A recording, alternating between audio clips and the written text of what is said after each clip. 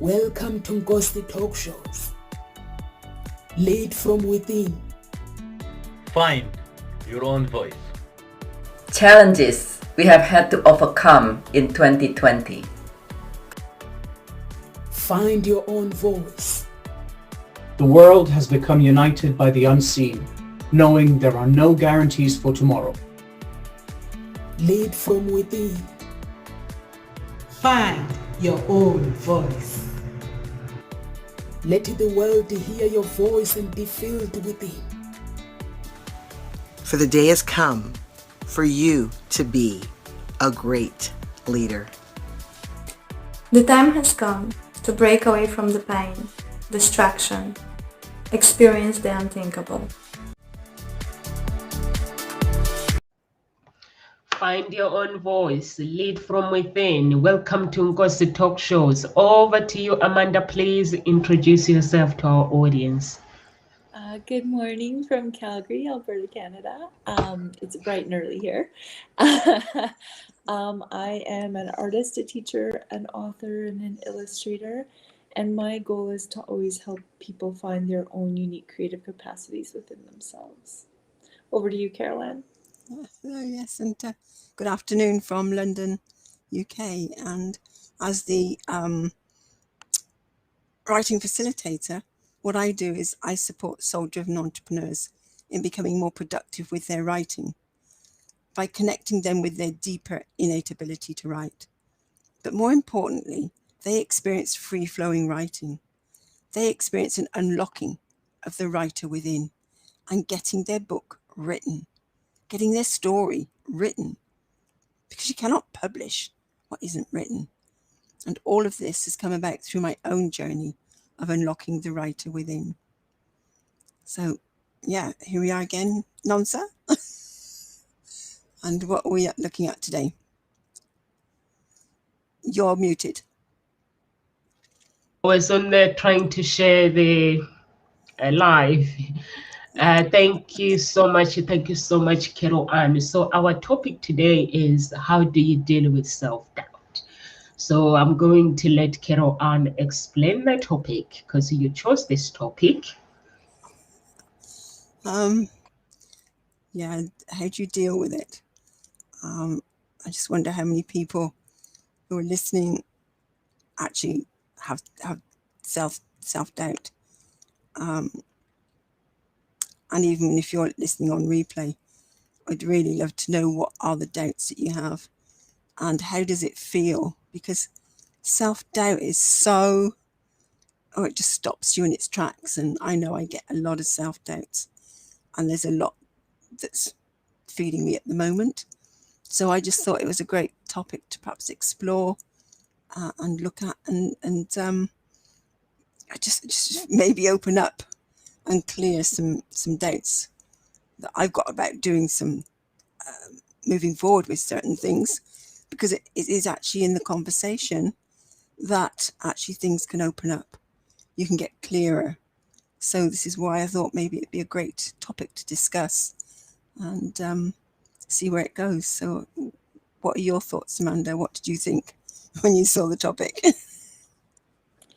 When I think of self-doubt, I think of that little voice in your head that tells you like, oh, you can't do this, or that one thing that holds you back from trying to start something that you really want, or to have the confidence to step into something that you know you need to do. And I know that one of my biggest self-doubt areas of my life was when I decided to get a divorce. And I know that I went through a lot of self-doubt through that, but then I also went through a lot of counseling to help make sure that I had made the right decision and done everything that I could to possibly try to save my marriage and know that what I was doing was the best thing that I could possibly do for my daughter. And I think so many people have that little voice in their head that says, I'm not good enough, or I'm not valued, or that's just this little voice that keeps talking to them.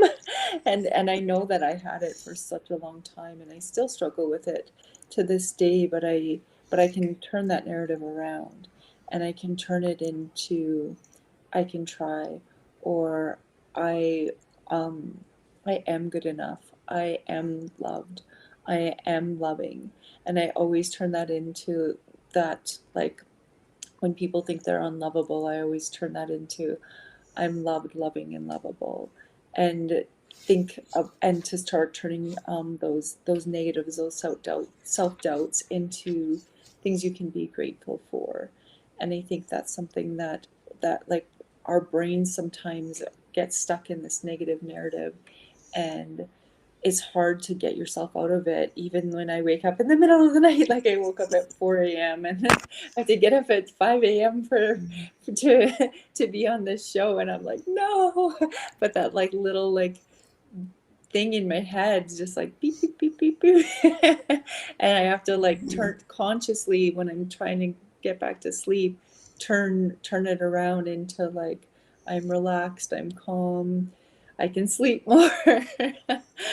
And but people need those strategies, because otherwise your brain can just go on like an endless like run and get you really off centered and off balanced. I think what you said beginning there about lacking confidence, and it is sometimes that those doubts are about confidence, lacking the confidence to step forward and do something that is there for you to do. And maybe there's a feeling that you're actually incapable of doing it or achieving what it is that you were, you know, that you're wanting to do. And yeah, these doubts can just eat away at you if you're not careful. But it is working on your confidence, and it is saying, well, what can I do right now? And it's also looking at what is important, because is it important for you to sit in and continue the way you're going, or is it important for you to move out of the situation that you're in and to move forward? And then it's finding a way, because if you can sort of balance that out and make yourself realize, well, no, this is important. How can I find the confidence? What do I need to do to be able to move forward? And actually, maybe what's the wording that's going on in your head around the self-doubt? What is it that you're saying to yourself? Because there could be something that's underpinning that. It may be that there's a past experience that you've had that is impacting your thoughts, that makes you think that. And so maybe it's addressing that as well. So there are some things that you can do, but you really need to address what is causing the doubts, because as you say, it can lead to you're awake, you're not sleeping because you've got all that anxiety going on. And that's not healthy either. And that doesn't help. So if it's not addressed, if self-doubts are not addressed, you get the anxiety. It can actually lead to depression and procrastination, where you then put it off and put it off. So it can be a downward spiral. And, you get emotionally unstable. There is that difficulty in making decisions. So it's being able to say, right, draw that platform, stop the downward spiral, just stop and get in touch with those thoughts. Maybe just write them out, give them a voice on paper, and then actually say to yourself, is this real? Is what I'm saying about myself actually real? Or is it just a thought? Does it have anything that can back this up? And very often it is just a thought. It isn't actually real, because until you take the action forward, you don't actually know what's going to happen. And it is a case of sometimes I think we're trying to control the outcome. And you don't know what the outcome is going to be until you take the action. And very often that is part of the problem as well. You're not knowing what is actually going to happen when you take the action. So what about you, Nomsa? How do you deal with self-doubt, and how does it show up for you? I actually agree with you, Carol Ann, when you say self-doubt. Sometimes it comes through our past experiences, and we have to address it. Because for you to doubt yourself, there must be something that was said to you, or there must be an experience that you have gone through, as it could be as a child or as an adult. Like sometimes we hang out with people who don't believe in ourselves, and who believe that we are not good enough. Or sometimes, like marriage, when you divorce, there could be self-doubt that am I actually good enough to enter another marriage? And even if you do believe that you deserve that marriage, you still doubt yourself. So you have to deal with the past. Like you talk about, sometimes we try to control the outcome of the situation, and when you try to control the outcome of the situation, that's when you're gonna start doubting yourself when things don't come your way. But if you just let whatever will be, because the universe and God has a plan for you. And also acknowledging when you are having that self-doubt, where what triggers it. For me, I am aware of my thoughts, what triggers the self-doubt, and then I have to talk myself out of it, and not ignoring it. Just I have to be aware of what is going on and just face that situation, and deal with it, and making sure that when it appears, I'm able to actually recognize where it's coming from, or if there is my past that I need to deal with, I have to deal with it and find ways to deal with it. And but normally I talk to myself a lot anyway. When it comes to self, honestly, I talk to myself a lot.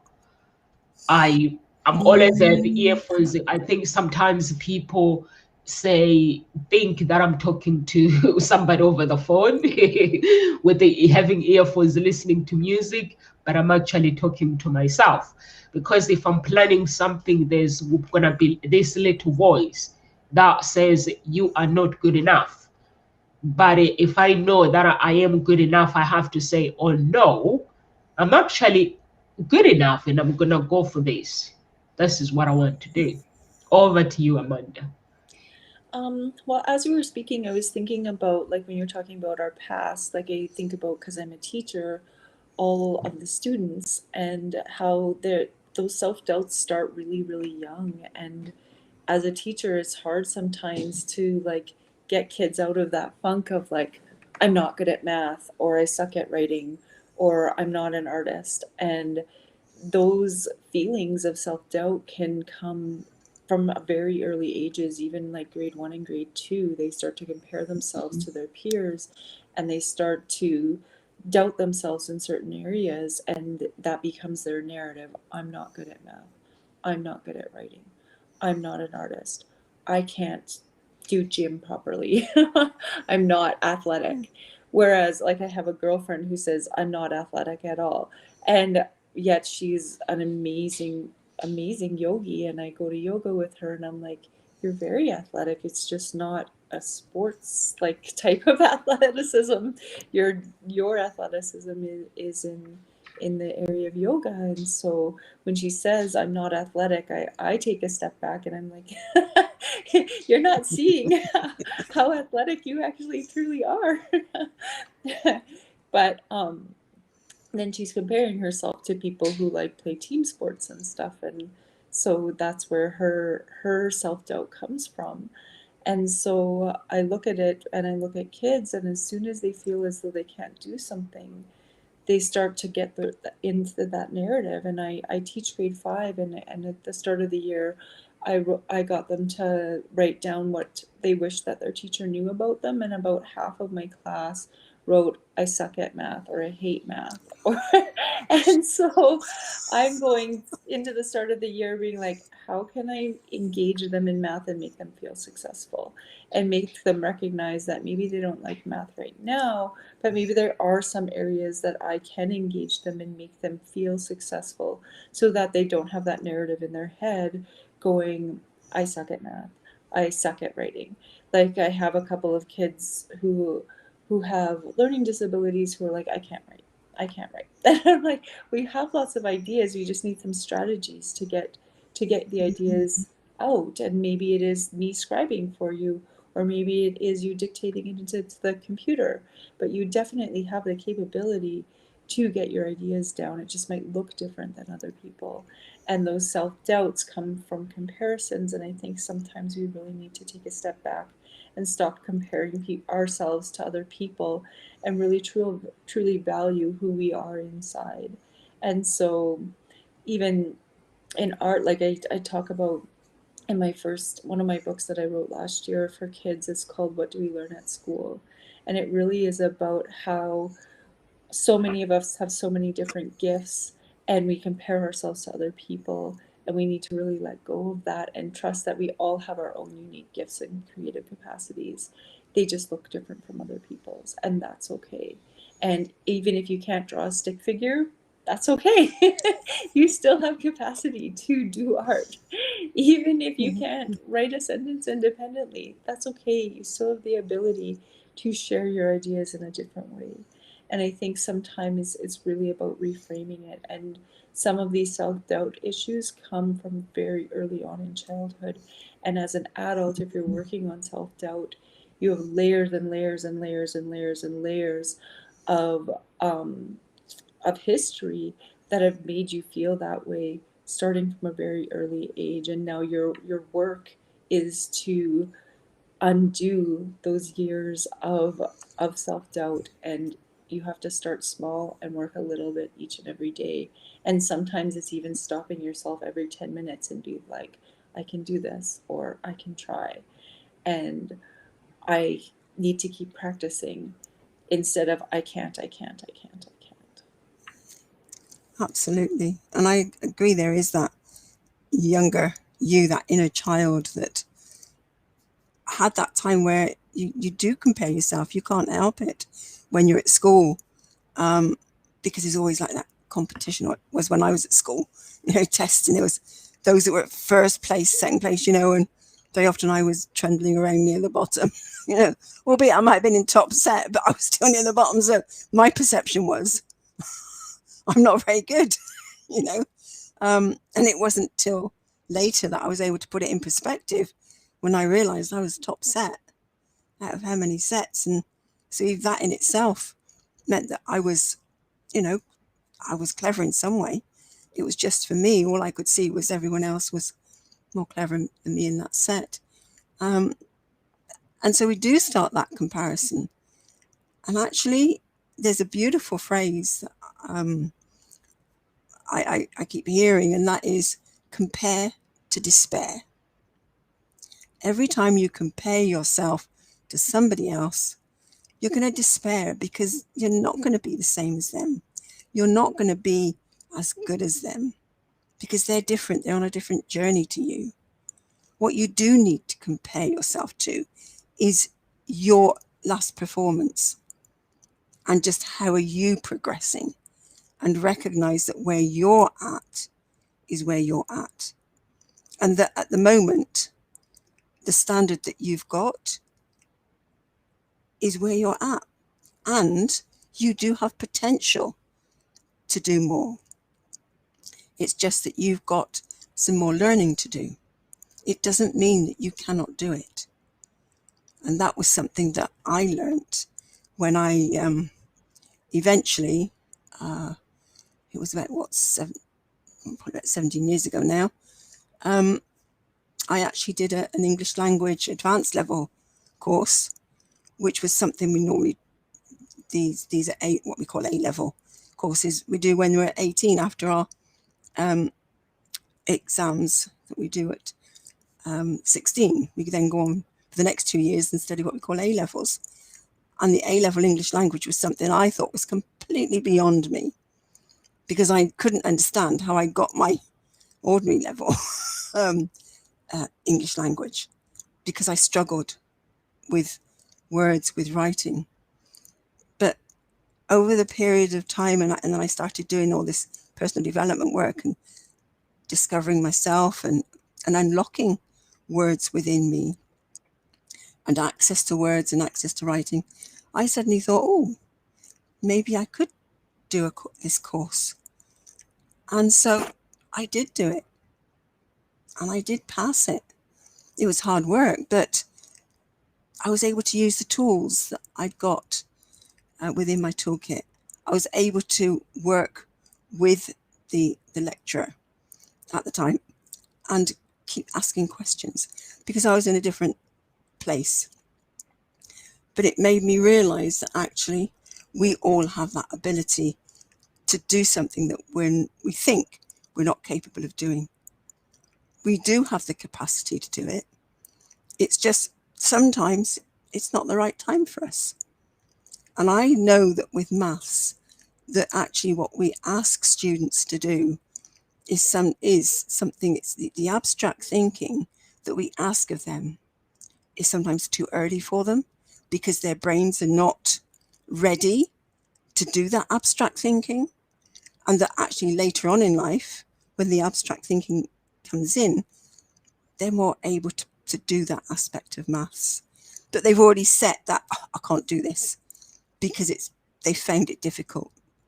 And that really, for me, it's like, oh no, it upsets me when I hear people say, I can't do maths, I hate maths. It's like, to me, it is the best subject in the world. And there is a joy in it that is there, and it can be fun, but it's just picking away at the basics, getting that feel for it, and just letting yourself understand that you are where you're at with it, and go, well, how can I learn this? Because if I'm not able to learn this in the way that it's being taught to me, I can't pick it up. How could I pick it up? And so maybe just take some ownership of your own learning, because that's what helped me when I did that English language advanced level course. I took ownership of my own learning. So that's something that I really believe in. We can just take that ownership, then it helps to give you that confidence to move forward with it. And now I've realized it's the same when I hear people with their writing. Oh, I can't write that. I don't know what to write. So I'm getting that same feeling now. It's like, it is possible. And so let's see where are the self-doubts, what's happening there, and work with that. And remember your past achievements. Go back to, well, what have I been able to do? What can I do? How can I build on this? And spend time with supportive people that can support you, that don't just tell you can do this, but they support you in finding a way to be able to do it. Because actually people just telling you, oh yes, you can do this, it falls on deaf ears. Because I remember when I was deciding whether I was going to go to college or what job I wanted to go into when I was 16. No, I was 18. And the teacher said, well, why don't you go to university? Because they all think you're capable of it. And I remember going, what? Really? Because I didn't think I was. And for me, university was out of the picture. It was something that I didn't think I was capable of going to and studying at. And so that sort of just fell on deaf ears, really, because I didn't believe it. So really, you want people around you that can support you in actually finding that ability within yourself. They're not just telling you, yes, you can do this. Because unless you believe it, you're not going to hear them. It's not going to go in. So what do you hear in this, Namsa? With you, Carol Anne, you need to be surrounded by people that can help you take action and do what you got to do. Because if you are surrounded by people that tell you that you can do this, and just by talking, then that means you won't achieve anything, because in order for you to actually conquer self-doubt, you have to have a good relationship with yourself, and you have to have a good relationship with life. You have to have a mindset of believing in yourself, not just believing in yourself and believing in the things that I can do this, I can achieve it, and being able to actually accept if things don't go your way. Like you were talking about comparison, Carol Ann, that you thought some people were clever than you, some children. And I always tell my children that no one is clever than anybody. It's just those people are willing to actually accept who they are, and they are willing to do the work. If you just make a decision and say, I'm not good enough in this, that means that's what your mind is gonna believe it, and that's what is gonna happen. So you have to divorce I'm not good enough, and instead practice. Amanda was talking about practice. You have to practice over and over. In the end, you get better. When you practice something, in the end, you get better. Or if you feel that you're not good enough, you can ask somebody else to actually help you. That's what I do. I ask people to actually support me if I know that I can't do the things that I want to do, or if I feel that I'm struggling with something. I have to actually be honest with myself and say, listen, I need help with this. It helps, because in that way I'm not gonna give up. I'm gonna keep going. And we did modeling Saturday, and it was fun, and I kept going. But at the end of the night, I realized that if I want to do it again, I'm gonna give it all. I'm gonna have to actually give it all and have that character. But then I realized that my character with modeling and the character that I want to achieve, which is I'm a Christian and I worked hard for God to be where I am now. So I realized that it doesn't align. So I was like, it's not my thing. So I had to be honest with myself after I've done it all and realizing that it was fun. And because when I'm doing something, I don't do things for fun. I want to go all in. And I was like, if I'm gonna go all in, that means there are some things that is gonna take away my values and my beliefs. So I'm not gonna do it. So it's recognizing your values, your path, where you want to go, and recognizing self-doubt. What is self-doubt in that moment? Because at that moment I wasn't doubting myself, but I knew that this does not align with my values, although it's fun. Because there was a time where I was like looking at the girls, I'm like, girl, are you going out like that? And they were like, yeah, why not? I was like, wow, oh hell no. So then I realized I'm not judging these girls, but I am actually shocked. I was like, I'm not gonna do it again. It's fun, it's lovely, but I was like, I think I love the way where God has pulled me through to where I am. It was dark, so I don't want to go back to that darkness. I want to stay in the light. So that was it was nice for me not doubting myself and recognizing that I've had so much fun, because all the girls were like nice. There were some who were funny, but that's the business. People are there, you're competing with people, so it's a competition. But you have to stop comparing yourself. That is the key of moving forward. Stop comparing yourself and just be you, and just do what you got to do as a person, and having a good relationship with yourself. If you are doubting yourself, have people around you that can help you to achieve whatever you want to achieve. Over to you, Amanda. I think surrounding yourself with like-minded people and supportive people is so very important, because they can help you get to the next level. But I also think that one thing we need to consider too, instead of comparing ourselves in certain areas that maybe are not our strengths, is to look at an area that is your strength.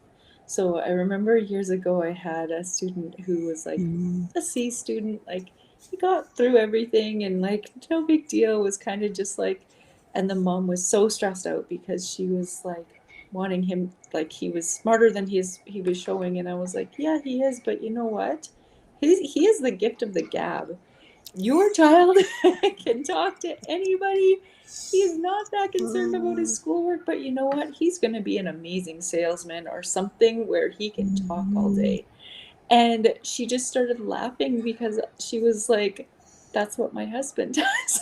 And I was like, stop worrying about the things that I have to mark at school, because our school system isn't set up to show everyone's success areas. I was like, your child has a gift.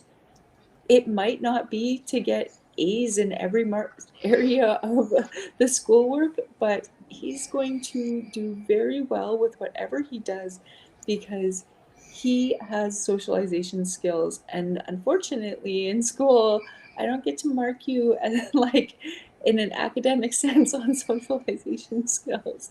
And that part, I think, is something that parents struggle with, because they're like, I want my child to get A's and blah blah blah. I'm like, but you're not looking at what their strengths are.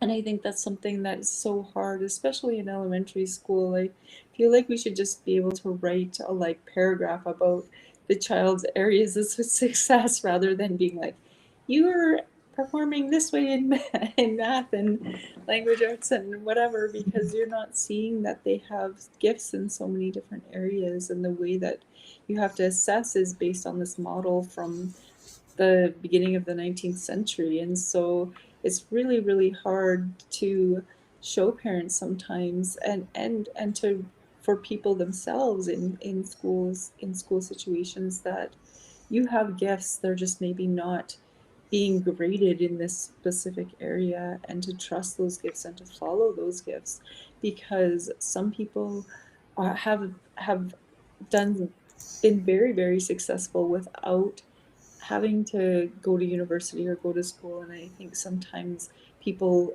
assume that you're not successful if you haven't gone to university, or if you haven't gone to a post-secondary institution, where really people have huge capacity to be very successful in different ways. Yet our society doesn't sometimes see that, especially when we're pressuring kids or worried about our children. And children have unique gifts within themselves. And I think sometimes when you're trying to find yourself, you need to look back to what you did and loved as a child, and go back to that and just start doing it even out of enjoyment. Because when you feel joy, that self-doubt can start to dissipate as well. And when you feel happy, you start to attract other people who are happy into your life, and you start to grow in different ways that you didn't expect to grow. And so I think sometimes you have to like take a step back from what society expects and really truly find your true self, and recognize and run with those strengths. Run with the strengths that you do have. Having the gift of the gab is not my area of specialty.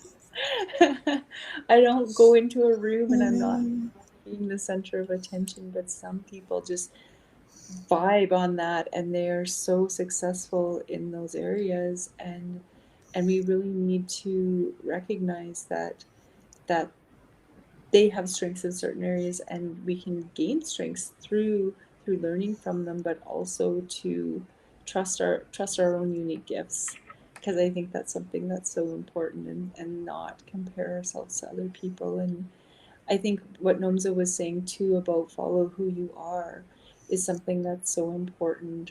When something's misaligning with your values, how can you change it so that you are in alignment with your values?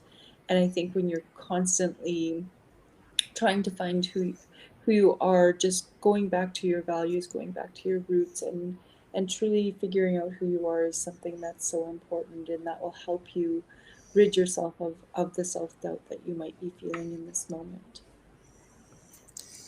Yeah, and I think there's something there about be true. Is it find your true self? What you were saying there, Amanda, it is understanding your strengths. What is it that you're good at? And actually acknowledging that, because that's something we don't do. And that was lovely, what I heard you saying there, to be able to say, well, look, yes, this student can actually, it's great with his talking, and it is because then the mum was able to smile and feel good about her son. And I loved what you said about, well, let me deal with the academic side and helping him in that, because he's got his own journey and of learning, and he'll have his own pace. And whereas, I wish I was more outgoing like that and just had that gift of the gab and just was able to chat to anybody. I think that's a wonderful, wonderful gift to have. And I know my younger daughter she just seems to make friends with anybody, and get to know them, know who they are. And I'd be going, but again, there's that comparison. You think, oh, I wish I could do that. Or it's something you can develop, recognize and acknowledge. Okay, here's something that I can't do, but I could do. And what can I do to help myself to be able to do it? But not beat yourself up. And it's about practicing self-compassion, because it's also remembering that mistakes are how you learn. So if you step forward into attempting to do something and it doesn't work out how you wanted it to or thought it might, it's about learning from it, and then you can grow. And just review what actually happened, and instead of going, oh, I don't think I can do that again, I won't bother with that, just go, okay, I did this is what happened, this was the outcome I was wanting, but this is what I got. How can I do it differently? What can I learn from this so that I can move forward?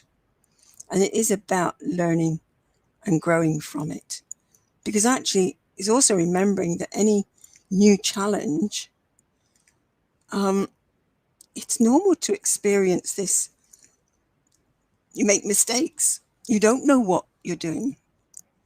And I think there's maybe an element sometimes of expecting ourselves to be able to do it perfectly straight away.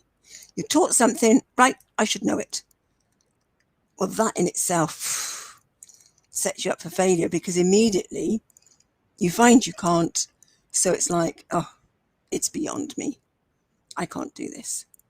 And I know that that is what's there within me, and I'm starting to hear something that is supporting. Because at the weekend I was on a course on Saturday, and I was hearing, all the things that we could do or that would help us to move forward to what we were wanting to do, which was actually getting corporate clients.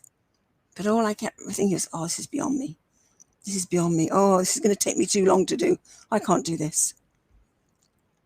And now I'm realizing what was underpinning that was this expectation that I should be able to do it just like that. I'm told, right, this is the steps to doing it. Boom. I can do it. Mistake. That expectation is too high. It will take time. And it's about then stepping back and saying, well, what out of this can I do? And I've started thinking, well, okay, I could do this. Let me just do this one thing, because this is something I can do. Let me put the rest to one side. I'll do this one thing, and however long it takes me to do it, let me do this, and then I can pick up the other bits and move with them. But the more we keep doing the little bits and taking those baby steps towards what we want to accomplish, the easier it gets, because our brain is then wired up. The more actions you take towards it and the success that you have, the quicker it gets to be able to do it, because you automatically then can do the actions that you were struggling to do before.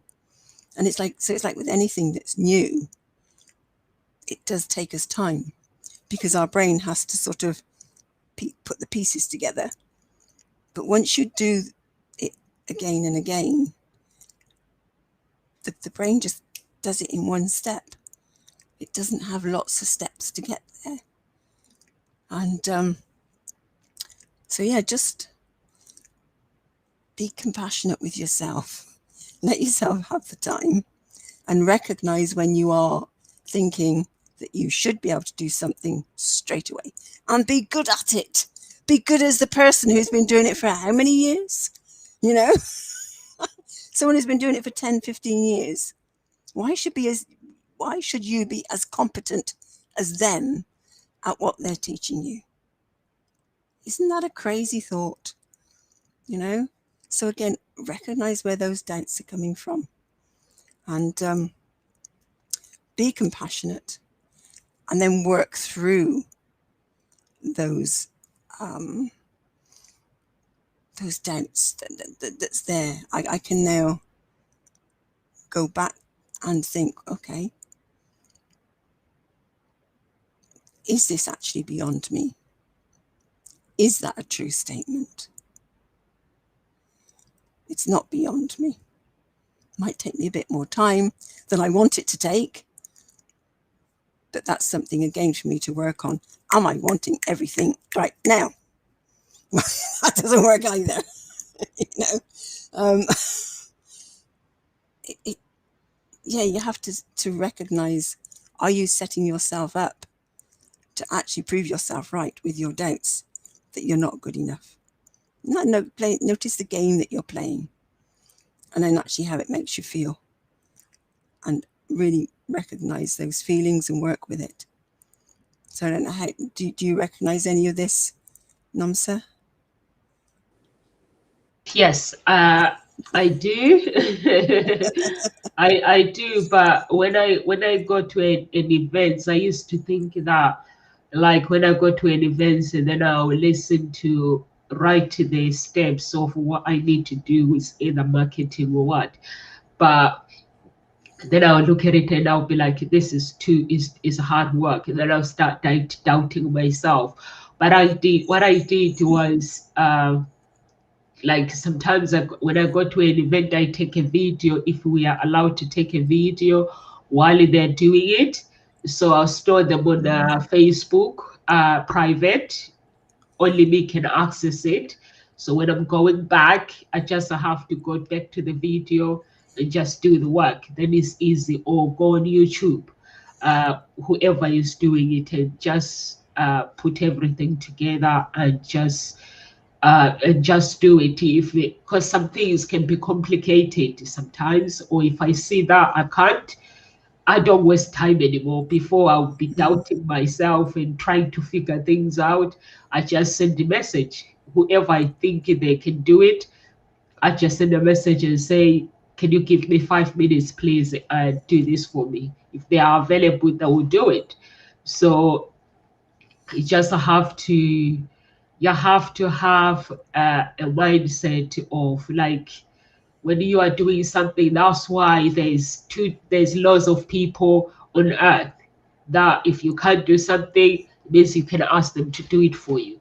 So that's why the mindset that I have now is, if I can't do something, I don't waste time in trying to figure something out or trying to doubt myself. Why don't I know how to do this? So I just say, okay, I can't do this, because sometimes it could be money, sometimes you can't afford it. If you have friends, it depends with who you hang out with. So that's why it's very, very important to hang out with friends who thinks like you, who you know that whenever you are in trouble, they'll be there for you.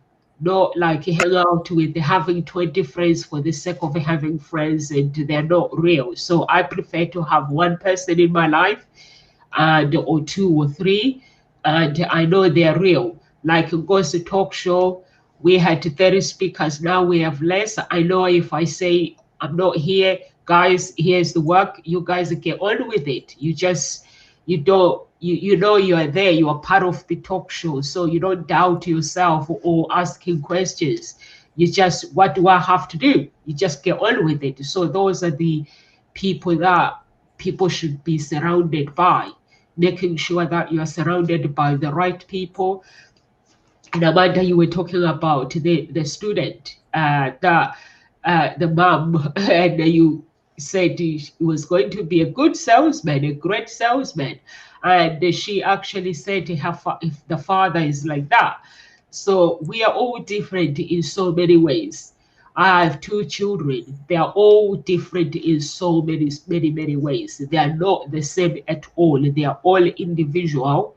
So whatever is happening with my oldest, I can't expect it to happen to my youngest. So I have to make sure that I treat them as individual. And that's about it. Or sometimes you hear my oldest one winding her sister up, saying, "You are not as clever like me." I'm like, "Help, shushu, please." I'm like, let the girl find her way, who she is. She needs to find her own identity. So that's what life is about. You have to stop comparing yourself with other people, and walk your own walk, your own path. And we're all different. We all want different things. I'm learning this. There's a pastor that I'm following. He says, as a person, when you're growing, you're gonna realize that there are some things that are not for you. There are some things that are for you. So don't waste your time with the things that are not for you. Just follow your path and knowing, work out what is for you, what is not. Then remove what is not. Then walk your own path without comparing yourself, and work hard at it. And be as, like he says, when you're doing something, you have to do something that in a way that people can't forget you. You have to work hard, and you have to be different. Dare to be different.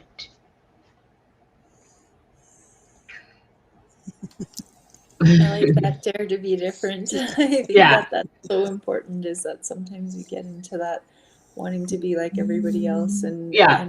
really that's where some of our self-doubt comes from, is when you're comparing yourself to everyone else. And I think it's so important to find your own voice and to find who you are, and to trust that you can achieve whatever it is that you put your mind to and that you really want to truly focus on. And I think sometimes life takes us in a path that maybe is meant to help us learn in some area or another. And sometimes that's where our self-doubt comes into too, is you're like, how did I end up in this situation? When really it's like, what can I learn from this situation? And I know I've said that many times on the talk show, is what can I learn from this situation? Because I think that is such a powerful way to turn something around in your life, is ask yourself, what can I learn? And then seek out people who will help you learn from that. And maybe it's books, maybe it's a coach, maybe it's going to a retreat. But there's so many things that when you turn that life situation around into what can I learn from this, it just becomes so much more empowering. Whereas when it's the your narrative is, how did I get myself into this situation, that's where the self-doubt comes in.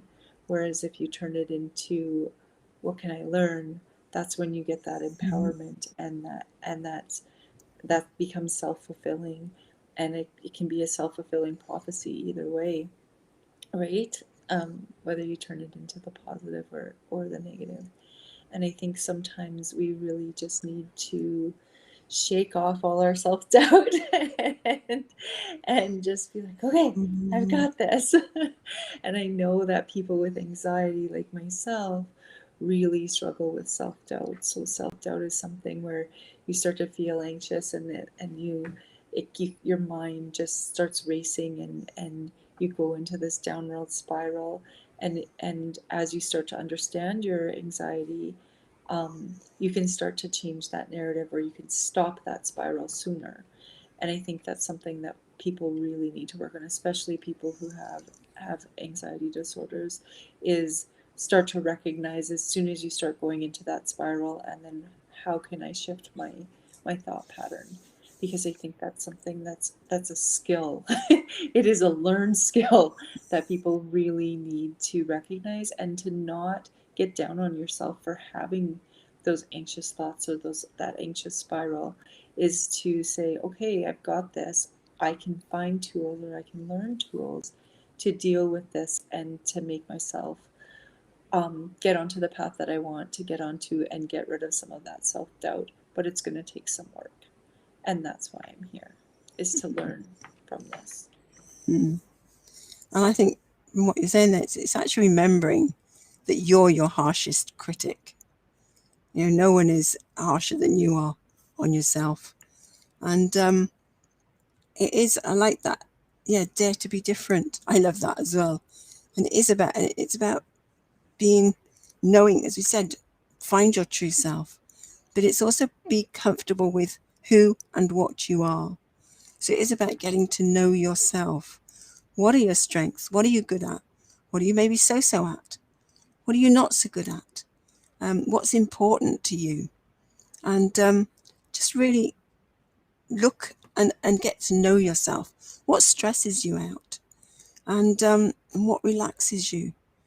But it's also being able to identify all of this. How are you working? How are you learning? And be able to express that and speak out. And actually say, look, I'm not getting this. I've got these doubts. These are the doubts I'm having. And be able to talk them out with someone. So as Amanda, yeah, you said seek help. Ask for help. Seek professional help. Ask help. Talk to somebody. Because actually sitting on it is where it can spiral downwards. Because we can't always talk ourselves out of it. But actually going through those questions I said just now about, thinking yourself, what am I good at? What am I so-so at? What am I not so good at? Or what am I bad at? Really being honest with yourself and getting to know who you are and love who you are. Be comfortable with who you are. And being different. We've all got our own uniqueness, and yet we attempt to be the same, as somebody else. Embrace not being the same. Embrace being different. And keep going. Because life will attempt to chuck curveballs at you, throw you off track. But it's about keeping going. Because you've only failed when you stop. Remember, there is no such thing as failure. It's only feedback. All that you've failed to do is to achieve what it was that you wanted to achieve. It doesn't mean that you are a failure. And we often collapse the two. So it's remembering, separate it out. Just because you haven't quite achieved what you wanted to, doesn't mean you're a failure. It doesn't mean you're incapable of achieving it. So again, recognize what you make things mean when you don't, when these doubts creep in. Where have they come from? But be friends with yourself. Be friends with life and what life throws at you and the challenges. And yes, everything is a growing opportunity, a learning opportunity. I love, what you were saying, Amanda. So I always say, what can I learn from this? It's a great mantra to have. So love yourself, love life, love everything that it comes, and even love the doubts. Embrace them and go, okay, I have these doubts. What part of me has got these doubts? What age me has these doubts? Explore them so you can then release them. You know, and you can always just one simple mantra that you could say, one healing phrase is release, release across all time, dimension, space, and reality. Release, release across all time, dimension, space, and reality. Release, release across all time, dimension, space, reality. You know, those doubts that you've acknowledged, just release. So something just as powerful as that can help to shift things. And it is about the shifting and keep going, keep moving forward. So what other bits of advice have you got there, Amanda, to support somebody? I think that, as like to sum it all up, is when you're having self-doubts, try to catch yourself as soon as you can. And when you catch yourself, do something that you love to get your mind out of that funk. And if you can't do it yourself, then get a partner or somebody or a friend or that will catch you too and be like, hey, enough. I'll get you out of this. Let's go do something fun to get you out of that mind spiral. Because I think sometimes that's so important. I know sometimes when, like, I have friends who break up with somebody or are going through rough relationship issues, I'm like, let's just get out and do something fun and we'll forget about it and you'll feel so much better. And so I think sometimes that's a strategy too, is just to have someone to snap you out of that mind funk and bring some joy into your life in some capacity, even if it's like, let's go see some kitties or pet the pets at the pet store. Anything to just get your mind out of that funk, and then it really will just lighten your day and brighten your day. So yeah, that's my advice. Find someone to just snap you out of that funk. Love it. Namsa? For me, basically, I would say just like what Amanda is saying, that if you are going through something, just try to find the fun part of life, and also stay within your values. I was so proud with myself on Saturday, although, you know, we are modeling, we are at the back and everyone is trying to be something and trying to be something. I'm sitting there and I'm laughing, and this girl, she comes and she goes, Nomsa, do you go to this church? I was like, yes. And she goes, I can see with your character. And I was like, what do you mean? And she's like, you're so calm and you are like chilled. And I was like, I'm so calm and I'm chilled because I've done it all, trying to be something that I'm not. It doesn't work for me. And just be you. Because when you try to fit in with the crowd, it doesn't work. I've tried it all. And at the end of the day, you end up doubting yourself, and there's nothing to doubt because you already have what you need to work with. So you just have to believe in yourself. Be surrounded by good people, like Amanda and Carol Ann was saying, and keep going. Whatever, if you believe that you're not talented in something, work on it. Everything requires a hard work. Nothing is prepared for you. Work for it.